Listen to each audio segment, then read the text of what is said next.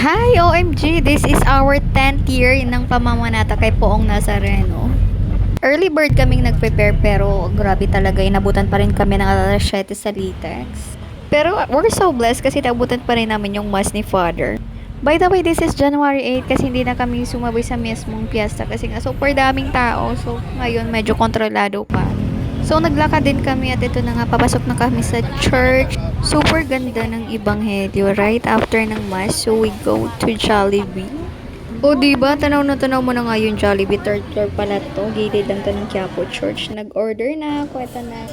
So tamang antay lang ako ng order namin. Maaga pa to pero marami na ring tao. Pero ayan na, here's our food. Sobrang gutom kami. Wala kaming breakfast. Grabe, sulit yung bundle pala pag yun yung pinili mo. Laking tipid, ika nga. Yung bundle pala na pinili ko is 6 pieces chicken, may 3 rice, and then family span spaghetti, then may sides, tas may drink pa. Grabe, sulit na sulit ka mo.